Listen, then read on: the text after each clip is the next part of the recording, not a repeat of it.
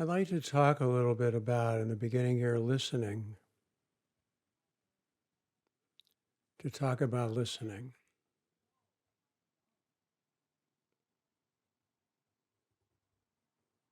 Which is completely different than thinking.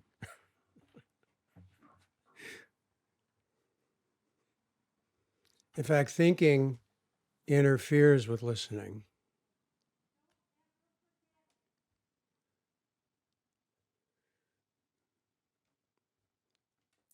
Your body, your emotions, your feelings, your energy, your consciousness is an instrument of existence.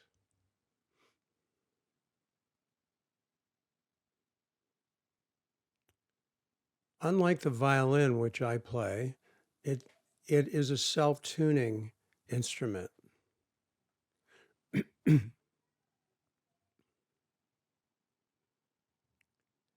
Learning to listen allows the instrument to tune itself.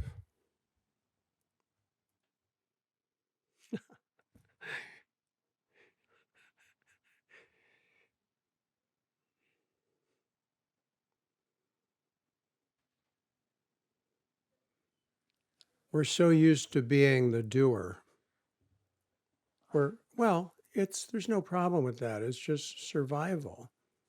As I was hearing recently, someone referred to our ego. Ego, everyone has one. You actually need one.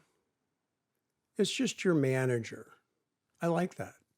So basic and easy to understand. It's your manager. There are times where you need your manager and want your manager. But there's a lot of times where the manager is really in the way, not needed.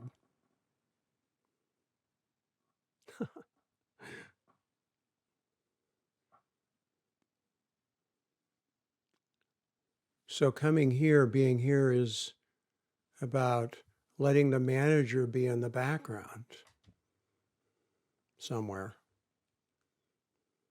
It will keep trying to tune the instrument. You'll keep trying to do what it thinks will help you. It's afraid you're not going to survive, that you're not going to be happy. All that. It's basically afraid. So be nice to your manager. Your manager wants the best for you. We'll talk about that another time. That's enough on that one. Listening.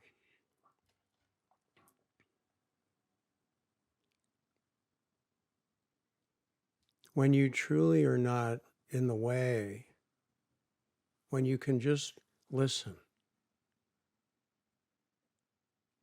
the instrument tunes itself.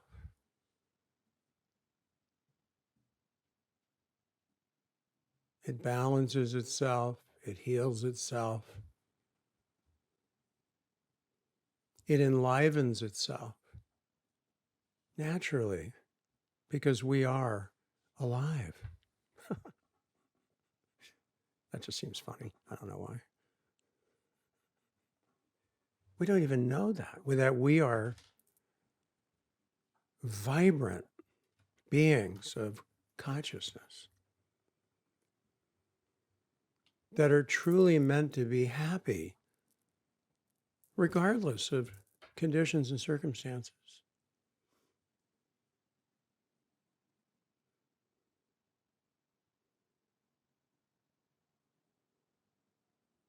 Even the good old Dalai Lama said the purpose of life is to be happy. Right on.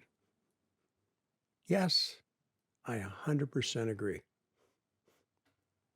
When you develop the practice, which will develop here naturally, of listening, you'll naturally become happier.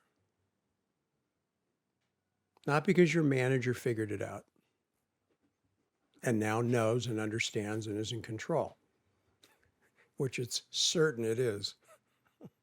Well, it is. The manager is literally the controller, the survivor, okay?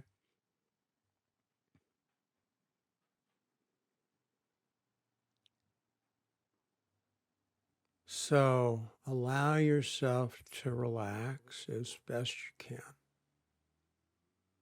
Even if you're having difficult sensations or feelings, which, we certainly do when we do. Okay. Listen to the pain. Listen to the restlessness.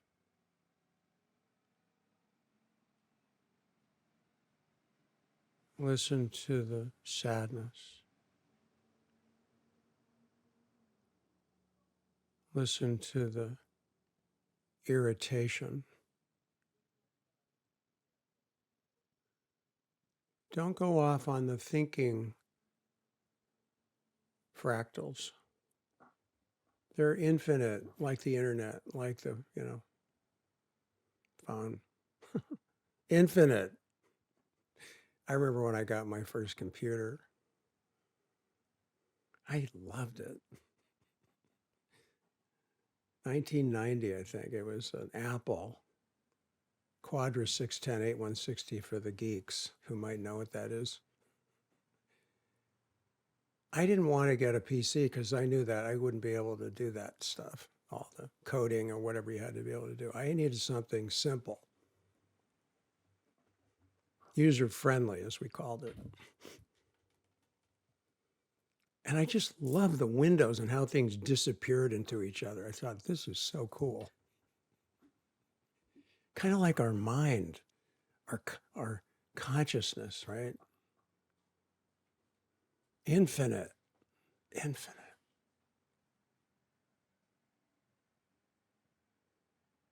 When you truly are listening, you become one with the infinite. That's simple.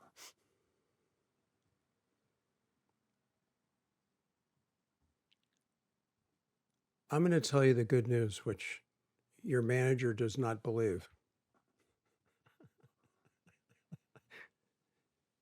You're not doing it.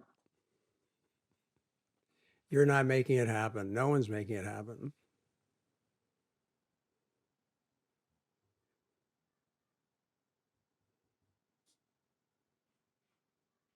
No teaching, no path, no sage, no saint. No.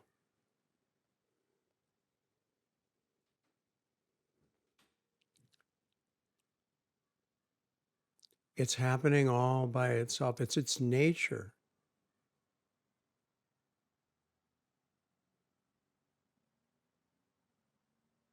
To make you happy.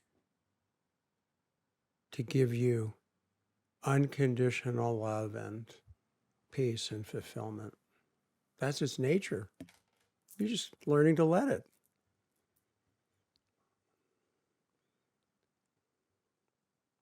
And what you get to notice when you stop like this is all the unconditioned struggle with it, the fighting it.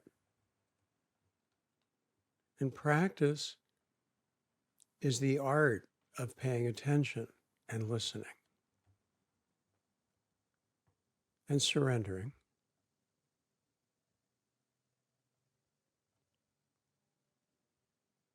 It's okay to be angry. It's okay to feel whatever you're feeling.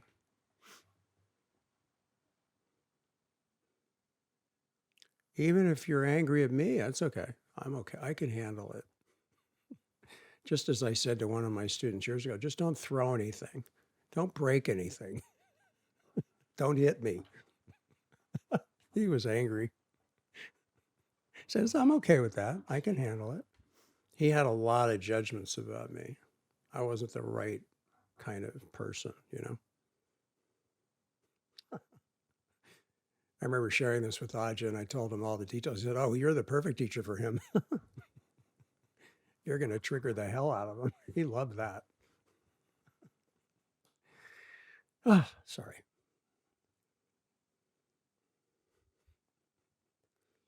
Yeah.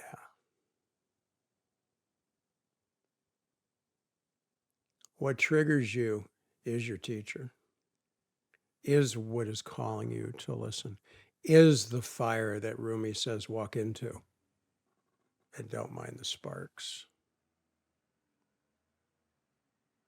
Not with some ego push like accomplishment BS. No. No, it's a vulnerable path to surrender and to be healed and to be transformed. It's happening. It is happening now. Whether you know it or not, whether you believe it or not, doesn't matter.